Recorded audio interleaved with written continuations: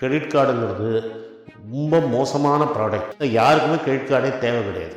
High interest credit கார்டுங்கள credit card use பண்ணுறதே கம்மியாகுங்கிறத நான் சொல்வேன். அதனால் கிரெடிட் கார்டு உங்களுக்கு தேவை இருக்குது அப்படின்னா நீங்கள் யூஸ் பண்ணிக்கலாம். உங்களோட லைஃப் ஸ்டைல் வந்து நீங்கள் மாற்றிக்கணும் அப்படின்னா கிரெடிட் கார்டை யூஸ் பண்ணுறதுன்றது கொஞ்சம் தப்பான ஒரு விஷயம். கிரெடிட் கார்டு யூஸ்ஃபுல்லாக யூஸ் பண்ண முடியாது. தேவையில்லாத நான் ஒரு 5-6 கார்டு வச்சுருக்கேன். ரொம்ப உருட்டி பரட்டி என்னால் முடியவே இல்லை. நிறைய இன்ட்ரெஸ்ட் தான் அதில் போயிட்டு இருக்குது. நான் சம்பாதிக்க போகிறப்போ அதெல்லாம் போயிட்டு இருக்குது. வீட்டில் டெய்லி சண்டை தான் வீட்டில்.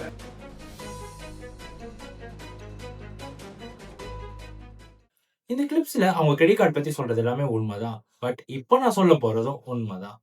இவர் தான் கிறிஸ் ஹட்சன். இவர் காலேஜ் போகும்போது உலகத்தில் இருக்க நிறைய இடத்துக்கு டிராவல் பண்ணணும்னு ரொம்ப ஆசை. பட் அவர்கிட்ட காசு இல்லாதனால டிராவல் பண்ண முடியல. அப்புறம் தான் ஜாபுக்கு போயிட்டு அதில் வர சம்பளம் மூலமா உலகத்தை டிராவல் பண்ணணும்னு நினைச்சாரு. அதுவும் முடியல. அப்படியே யோசிச்சுட்டே இருக்கும்போது தான் அவருக்கு ஒரு ஐடியா கிடைச்சது. என்னன்னா ரிவார்ட்ஸ் தர கிரெடிட் கார்டா வாங்கி பயங்கரமா யூஸ் பண்ண ஆரம்பிச்சாரு. அட காசே இல்ல, எதுக்கு கடன் வாங்கி ஊரை சுத்தணும்னு தானே யோசிக்கிறீங்க. பட் கிரெடிட் கார்டு ரிவார்ட்ஸ் மூலமா தான் அவரால் ஃப்ரீயா ஃபிளைட் டிக்கெட்ஸ் எல்லாம் புக் பண்ணிட்டு நிறைய கண்ட்ரீஸ்க்கு ஊர் சுத்த முடிஞ்சது. ஃபர்ஸ்ட் அவர் லண்டனுக்கு டிராவல் பண்ணாரு. இந்த ப்ராசஸ் ரொம்ப பிடிச்சி போயிட்டு நிறைய கண்ட்ரீஸ்க்கு அப்படியே டிராவல் பண்ண ஆரம்பிச்சாரு. ஸோ 10 to 12 இயர்ஸா அவர் 15க்கும் மேல கிரெடிட் கார்ட்ஸை வாங்கி யூஸ் பண்ணி 10 மில்லியன் பாயிண்ட்ஸ்க்கு மேல ஏர்ன் பண்ணாரு. ஸோ அந்த பாயிண்ட்ஸ் மூலமா அவருக்கு தேவையான விஷயத்தையும் வாங்கிக்கிட்டாரு. அப்புறம் பிடிச்ச ஊருக்கும் டிராவல் பண்ணாரு. ஏன் நான் கிரெடிட் கார்டு யூஸ் பண்ணும்போது கூட ஒரு செட் ஆஃப் ரூல்ஸை ஃபாலோ பண்ணும்போது கேஷ்பேக் கிடைக்கும், ஃபிளைட் புக் பண்ணும்போது டிஸ்கவுண்ட் வரும், ரிவார்ட்ஸும் கிடைக்கும். பட் நீங்க மனசுல நினைக்கிறது எனக்கு புரியுது. கிரெடிட் கார்டு யூஸ் பண்ண ஆரம்பிச்சா கடன்காரன் ஆயிடுவோமேனு. அதனாலதான் இந்த வீடியோல கிரெடிட் கார்டை பத்தி யாரும் சொல்லாத நிறைய விஷயத்தை உங்ககிட்ட ஷேர் பண்ண போறேன். ஃபர்ஸ்ட், கிரெடிட் கார்டுனா என்ன, இந்த டெபிட் கார்டு கிரெடிட் கார்டுக்கு என்ன டிஃபரன்ஸ் இருக்கு,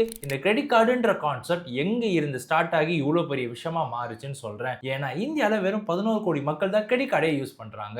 ஆனா அமெரிக்கால 150 கோடிக்கு மேல மக்கள் கிரெடிட் கார்டை டே டு டே லைஃப்க்கு யூஸ் பண்ணிட்டு இருக்காங்க. செகண்ட், பேங்க்ஸ் அப்புறம் இந்த ஃபினான்ஸ் கம்பெனிஸ்லாம் கிரெடிட் கார்டு தரது மூலமா எப்படி எல்லாம் சம்பாதிக்கிறாங்கன்னு சொல்றேன். ஏன்னா இந்த விஷயம் தெரிஞ்சாதான் அவங்களோட சார்ஜஸ் பெனால்ட்டில மாட்டாம உங்களால ப்ராப்பரா கிரெடிட் கார்டை யூஸ் பண்ண முடியும். ஸோ இந்த வீடியோட எண்டில் கிரெடிட் கார்டை எப்படி ப்ராப்பரா பணக்காரங்க மாதிரி யூஸ் பண்ணி மேக்ஸிமம் பெனிஃபிட்ஸை உங்களோட அட்வான்டேஜுக்கு ஏற்ற மாதிரி யூஸ் பண்ணலாம்னு டீட்டெயிலாக சொல்றேன். ஸோ வீடியோவை ஃபுல்லா பாருங்க. நான் உங்க Surendran financial consultant. Let's get into the video. So first, credit கார்டுன்ற கான்செப்ட் எங்க இருந்து ஸ்டார்ட் ஆகி இவ்வளவு பெரிய விஷயமா ஆச்சுன்றதை பார்க்கலாம். 1950 அப்போ பிராங்க் மெக்னமரானு ஒரு ஆளு நியூயார்க்ல இருக்க ரெஸ்டாரண்ட்டுக்கு சாப்பிட போனாரு. வெயிட்டர் பில் கேட்கிறப்போ இவர் வாலெட்டை மறந்து வீட்லயே வச்சுட்டு வந்திருக்காரு. அப்போதான் இவருக்கு ஒரு ஐடியா வருது. அந்த ஐடியா என்னன்னா, இந்த மாதிரி நிறைய பேர் டெய்லி ஹோட்டலுக்கு சாப்பிட வருவாங்க.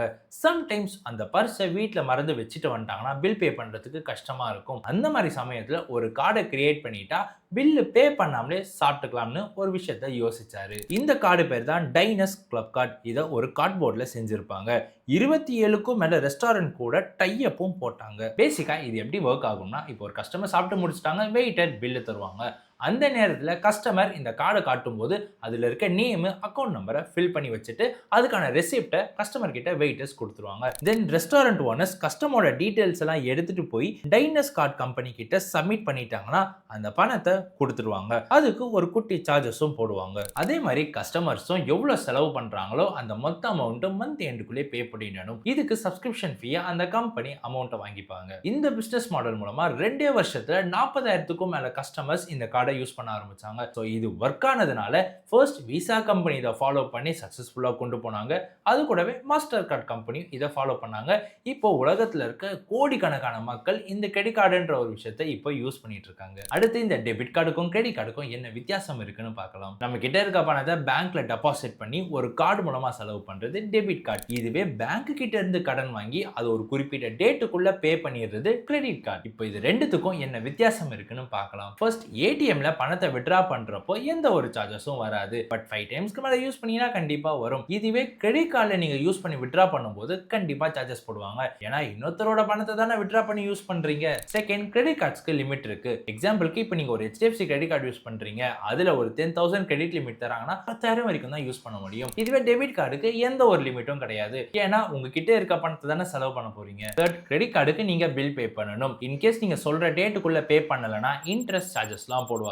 டெபிட் கார்டுக்கு பணம் இருக்கோ இல்லையோ எந்த ஒரு இன்ட்ரெஸ்டும் சார்ஜஸும் வராது. ஃபோர்த், கிரெடிட் கார்டுக்கு எலிஜிபிலிட்டி இருக்கு. லைக் ஏஜ், இன்கம் வச்சு தான் உங்களுக்கான கிரெடிட் கார்டை இஷ்யூ பண்ணுவாங்க. பட் டெபிட் கார்டுக்கு எந்த எலிஜிபிலிட்டியும் கிடையாது. ஜஸ்ட் நீங்க ஒரு அக்கௌண்ட் ஓபன் பண்ணிட்டாலே ஒரு டெபிட் கார்டை இஷ்யூ பண்ணிடுவாங்க. இப்போ டெபிட் கார்டை யூஸ் பண்றப்போ என்கிட்ட இருக்க பணத்தை நான் செலவு பண்றேன், அதனால எந்த பிரச்சனையும் வராது. இதுவே கிரெடிட் கார்டை யூஸ் பண்ணும்போது நான் ஒரு கடன் வாங்கி தானே செலவு பண்றேன், அதுல இவ்வளோ பிரச்சனைகள் இருக்கே, அது மட்டும் இல்லாம சில விஷயம் காம்ப்ளிகேட்டடாகவே இருக்கு, அதை யூஸ் பண்றது மூலமா எனக்கு எந்த பெனிஃபிட்டும் இருக்க மாதிரி தெரியலன்னு யோசிப்பீங்க. ஆனா கிரெடிட் கார்டு யூஸ் பண்றது மூலமா எக்கச்சக்க பெனிஃபிட்ஸும் இருக்கு. First credit score. நீங்க கிரெடிட் கார்டை ப்ராப்பரா யூஸ் பண்ணும்போது உங்களுக்குன்னு ஒரு ஸ்கோர் கொடுப்பாங்க. அந்த ஸ்கோரை வச்சு நீங்க இன்ட்ரெஸ்ட்டை லோன் வாங்கும்போது கம்மி பண்ணிக்கலாம். இதனால நிறைய பணம் சேவ் பண்ணுவீங்க. Second, EMI facilities. இன்கேஸ் நீங்க அர்ஜென்ட்டா ஒரு பொருள் வாங்குறீங்க, இல்ல அந்த ஒரு விஷயம் தேவைப்படுதுன்னா நீங்க அதிகமான பணம் கொடுத்து வாங்குறதுக்கு பதிலா மாசம் மாசம் ஒரு தவணை முறையில நீங்க பே பண்ணிக்கலாம். சில இடத்துல நோ காஸ்ட் இஎம்ஐ இருக்கு. Third, cashback and rewards. நீங்க கிரெடிட் கார்டு மூலமா ஒரு ப்ராடக்ட்டை ஆன்லைன்லயோ இல்ல வேற ஏதாவது ஒரு ஸ்டோர்ல வாங்கும்போது கண்டிப்பா கேஷ்பேக் டிஸ்கவுண்ட்ஸை கொடுப்பாங்க. இப்போ இருக்க டைம்ல எக்கச்சக்க பேர் கிரெடிட் கார்ட்ஸ்ல நிறைய ஆஃபர்ஸே ப்ரொவைட் பண்றாங்க. Fourth, buy now pay later. இப்போ ஒரு பொருள் அவசரமா தேவைப்படுது, அதுக்கான அமௌண்ட் உங்களுக்கு அப்புறமா தான் கிடைக்கும்னா இப்பவே கிரெடிட் கார்டு யூஸ் பண்ணி வாங்கிடலாம். அதுக்குன்னு ஒரு 50 டேஸ் டைம் கொடுப்பாங்க, அதுக்குள்ள நீங்க அந்த அமௌண்ட்டை செட்டில் பண்ணிடலாம். என்னதான் நம்ம மனுஷங்களையும் பொருளையும் நல்ல விதமா பார்த்தாலும் அதுலயும் சிலது கெட்டது இருக்கு. அதே மாதிரி தான் இந்த கிரெடிட் கார்டுலயும் சில டிஸ்அட்வான்டேஜஸ் இருக்கு. அதுல first, fees like annual charges, cash withdrawal fee, late payment fee etcetera இதெல்லாம் செக் பண்ணிட்டு தான் கிரெடிட் கார்டை யூஸ் பண்ணணும். Second, over spend. இப்போ உங்ககிட்ட கிரெடிட் கார்டு இருக்குன்னா இப்போ இருக்க டைம்ல எக்கச்சக்க ஆஃபர்ஸ் கொடுக்குறாங்க, அதனால அதிகமாக செலவு பண்ணுன்ற ஒரு மைண்ட் செட் வரும். Third, high interest charge. நீங்க சொல்ற டேட்டுக்குள்ள பில் பே பண்ணலனா அதிகபட்சம் 2 to 3% மாசத்துக்கு இன்ட்ரெஸ்ட் பே பண்ணுவீங்க. Fourth, again credit score. நீங்க சொல்ற டேட்டுக்குள்ளேயோ இல்ல லேட்டாவோ பில் பே பண்ணீங்கன்னா கிரெடிட் ஸ்கோர் அடி வாங்கும். இந்த கிரெடிட் ஸ்கோரை மறுபடியும் அதே லெவலுக்கு கொண்டு வரதுக்கு மாச கணக்கு ஆகும். இதனால நீங்க அர்ஜென்ட்டா லோன் எடுக்க போறப்போ இன்ட்ரெஸ்ட் அதிகமா போடுவாங்க. ஏன்னா அந்த ஒரு கிரெடிபிலிட்டி உங்ககிட்ட மிஸ் ஆகி இருக்கும். எந்த ஒரு பொருளா இருந்தாலும் பாசிட்டிவ் நெகட்டிவ்ஸ் கண்டிப்பா இருக்கும். பட் கிரெடிட் கார்டுல கொஞ்சம் எக்ஸ்ட்ராவா தான் இருக்கு. இப்போ இந்த கிரெடிட் கார்டு டிரான்சாக்ஷன் எப்படி ஒர்க் ஆகுன்னு தெரிஞ்சிருச்சுன்னா இந்த கம்பெனிஸ்னா எப்படி பணம் சம்பாதிக்கிறாங்கன்னு ஒரு ஐடியா கிடைக்கும். இந்த கிரெடிட் கார்டு டிரான்சாக்ஷனுக்கு 5 பேர் இன்வால்வ் ஆகுறாங்க. First, card holder. Credit card வச்சிருக்கவங்க தான் card holder. Second, merchant. Restaurant, hotel, shops வச்சிருக்கவங்க தான் மர்ச்சன்ட்ஸ். ஏன்னா அவங்க கடையில தானே கிரெடிட் கார்டு யூஸ் பண்ணி பே பண்ணுவோம். Third, issuing bank. அதாவது கஸ்டமருக்கு கிரெடிட் கார்டு கொடுக்குறவங்க like HDFC, ICICI, axis, SBI etcetera இவங்க தான் கிரெடிட் கார்டு கொடுக்குற issuing banks. Fourth, acquiring bank. இப்போ எந்த கடையில போயிட்டு பொருள் வாங்குறதுக்காக கிரெடிட் கார்டு யூஸ் பண்றீங்களோ அவங்களுக்குன்னு ஒரு பேங்க் அக்கௌண்ட் இருக்கும்ல, அதுதான் acquiring bank. Fifth, payment network. Visa, master card, American express, RuPay இவங்கெல்லாம் தான் அக்வைரிங் பேங்க்ஸ். அப்புறம் இஷ்யூவிங் பேங்க்ஸோட சர்வரை லிங்க் பண்ணி வேர்ல்டுல எங்க வேணாலும் கிரெடிட் கார்டு யூஸ் பண்ற மாதிரியான ஒரு நெட்வொர்க்கை பில்ட் பண்ணிருப்பாங்க. இப்போ நான் குரோமா ஸ்டோருக்கு போயிட்டு 20,000 ரூபாய் டிவியை வாங்குறேன். இதுக்கு பில் கவுண்டர்ல போயிட்டு SBI கிரெடிட் கார்டை யூஸ் பண்ணி பில் பே பண்ணதும் ஒரே நிமிஷத்துல மொத்த டிரான்சாக்ஷனும் முடிஞ்சிடும். ஆனா இந்த ஷார்ட் டைம்ல சக்சஸ்ஃபுல்லா டிரான்சாக்ஷன் நடந்து முடிக்கிறதுக்கு 5 பேர் இன்வால்வ் ஆனாங்கன்னு சொன்னல.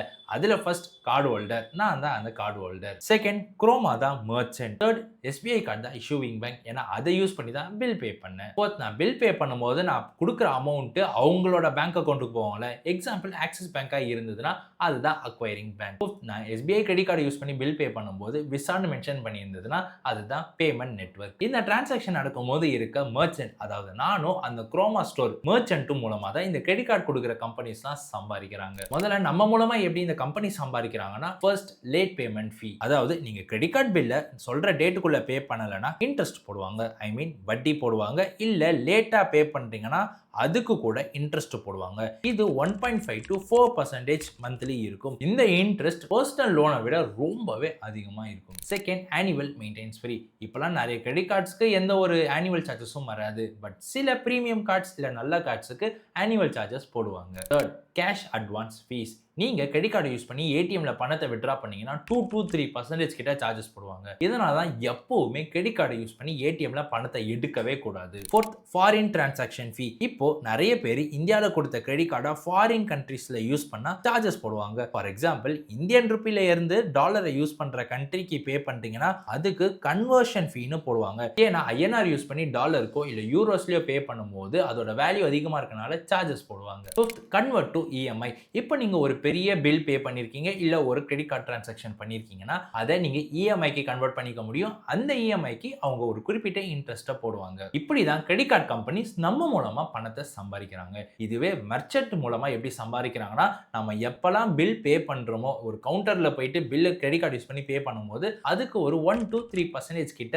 சார்ஜஸ் போடுவாங்க. இப்படி தான் கிரெடிட் கார்டு கம்பெனிஸ் நம்ம மூலமாகவும் மெர்ச்சன்ட்ஸ் மூலமாகவும் பணத்தை சம்பாதிக்கிறாங்க. இது வரைக்கும் கிரெடிட் கார்டு பற்றின எல்லா இன்ஃபர்மேஷனுமே சொல்லிட்டேன். ஆனால் இது எப்படி ப்ராப்பராக யூஸ் பண்ணணுன்றதை இப்போ ஒரு சில டிப்ஸ் அண்ட் ட்ரிக்ஸை வச்சு ஷேர் பண்ணுறேன். First, credit utilisation. அதாவது நீங்கள் எந்த அளவுக்கு ஒரு கிரெடிட் கார்டை யூஸ் பண்ணுறீங்கன்றது ரொம்ப முக்கியம். எக்ஸாம்பிளுக்கு ஒரு 50,000 கிரெடிட் லிமிட் தராங்கன்னா அதுக்குன்னு மொத்தம் 50,000 அந்த கிரெடிட் கார்டை செலவு பண்ணிடக்கூடாது. அப்படி பண்ணீங்கன்னா உங்களோட கிரெடிட் ஸ்கோர் ரொம்பவே அடி வாங்கும். அதனால கிரெடிட் லிமிட்ல இருந்து 30% தான் கிரெடிட் யூட்டிலைசேஷன். ஐ மீன் அவ்வளோதான் செலவே பண்ணணும். ஃபார் எக்ஸாம்பிள் 50,000 கிரெடிட் லிமிட்னா அதோட 30% 15,000 வரைக்கும் தான் செலவு பண்ணணும். பட் இந்த 30% கிரெடிட் லிமிட் ஒரு கார்டுக்கு மட்டும் கிடையாது. நீங்க எத்தனை கார்டு வச்சிருந்தாலும் 30% குள்ள தான் கணக்கு எடுக்கணும். அதாவது இப்போ உங்ககிட்ட 2 கிரெடிட் கார்டு இருக்கு. ஏல 50,000 லிமிட்டும் பில 50,000 லிமிட்டும் இருக்கு. அப்போ டோட்டலா 1 lakh ஆன கிரெடிட் லிமிட் இருக்கு. இதுல நீங்க 30,000 செலவு பண்ணீங்கன்னா 30% கான கிரெடிட் யூட்டிலைசேஷன் ரேட்டா கணக்கு எடுக்கணும். ஏன்னா கிரெடிட் கார்டு யூட்டிலைசேஷன் 30%க்கு மேல செலவு ஆயிடுச்சுன்னா உங்களோட கிரெடிட் ஸ்கோர் பயங்கரமா அடி வாங்கும். Second, spend only what you can afford. இப்போ இருக்க இ-காம் பிளாட்ஃபார்ம்ஸ், ஃபுட் டெலிவரி ஆப்ஸ்லாம் வெறும் கிரெடிட் கார்டுக்கு தான் எக்கச்சக்க டிஸ்கவுண்ட்ஸ் ஆஃபர்ஸ்லாம் தராங்க. எக்ஸாம்பிளுக்கு இப்போ நீங்க அமேசான்ல போயிட்டு ஒரு ப்ராடக்ட் வாங்குறீங்கன்னா அதோட ஒரிஜினல் அமௌண்ட்டை விட இஎம்ஐ அமௌண்ட் தான் பெருசா இருக்கும். அதுலயும் கிரெடிட் கார்டுக்கு தான் அந்த இஎம்ஐ ப்ரொவைடே பண்றாங்க. ஸோ நீங்க செலவு பண்ணும்போது அந்த ஒரு பொருள் கண்டிப்பா தேவைப்படுதா, அதுக்கான அமௌண்ட் உங்ககிட்ட இருக்கான்னு பார்த்துட்டு செலவு பண்ணுங்க. நான் எப்படி செலவு பண்ணுவேன்னா, இப்போ ஆல்ரெடி என்கிட்ட ஒரு 50,000 அமௌண்ட் இருக்கு. 50,000 ரூபாய்க்கான ஒரு ப்ராடக்ட் வாங்குறேன்னா யூபிஐல பே பண்ண மாட்டேன். கிரெடிட் கார்டில் பே பண்ணிட்டு அடுத்த நாளே அந்த அமௌண்ட் ஆப்ல ஷோ ஆகும். ஸோ அப்போ அந்த 50,000 பே பண்ணிடுவேன். இப்படி தான் என்னோட ஸ்பெண்டிங்ஸ் இருக்கும். Third, store for an emergency. எப்பவுமே கிரெடிட் கார்டு லிமிட்டை ஃபுல்லாகவே செலவு பண்ணிடாதீங்க. ஏன்னா எப்பயாச்சும் ஒரு எமர்ஜென்சி சுச்சுவேஷன் ரொம்ப அவசரமாக ஒரு ஸ்பெண்டிங் பண்ணணும்னா நீங்கள் அந்த கிரெடிட் கார்டில் இருக்க அமௌண்ட்டை யூஸ் பண்ணிக்கலாம். அப்புறமா நீங்கள் பே பண்ணி முடிச்சிடலாம். Fourth, pay bills on time. Credit கார்டுக்குன்னு ஒரு பில் டைம் வந்துடும். அந்த டைம் அப்போ நீங்கள் டியூ அமௌண்ட்டை மட்டும் கட்டணும்னு கிடையாது. எவ்வளோ செலவு பண்ணீங்களோ ஃபுல் அமௌண்ட்டை அப்போவே கட்டிடுங்க. ஏன்னா டியூ அமௌண்ட்டுன்னு வச்சு அதுக்கு தனியாக இன்ட்ரெஸ்ட் சார்ஜஸ்ன்னு போட்டு உங்களை குழப்பி விட்டுருவாங்க. ஸோ எவ்வளோ செலவு பண்ணீங்களோ அந்த அமௌண்ட்டை பே பண்ணிடுங்க. ஸோ ஃபைனலாக இந்த கிரெடிட் கார்டு பற்றின எல்லா இன்ஃபர்மேஷன், டிப்ஸ், ட்ரிக்ஸ், அது எப்படி ஒர்க் ஆகும், எப்படி சம்பாதிக்கிறாங்கன்றதெல்லாம் ஷேர் பண்ணிட்டேன். ஆனால் கிரெடிட் கார்டுன்றது ஒரு கத்தி மாதிரி. அதை காய்கறி வெட்டுறதுக்கு நல்ல விதமாகவும் யூஸ் பண்ணலாம், தப்பான வழியும் யூஸ் பண்ணலாம்.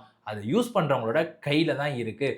அந்த கை ப்ராப்பராக இருந்தால் அவங்களோட பெனிஃபிட்டுக்கு ஏற்ற மாதிரி யூஸ் பண்ணி அவங்களோட லைஃப்பை ப்ராப்பராக லீட் பண்ணலாம். நான் சொன்ன கிரெடிட் கார்டோட பேசிக் ரூல்ஸை நீங்கள் ஃபாலோ பண்ணாலே அது உங்களுக்கான மேக்ஸிமம் பெனிஃபிட்ஸை ப்ரொவைட் பண்ணும்.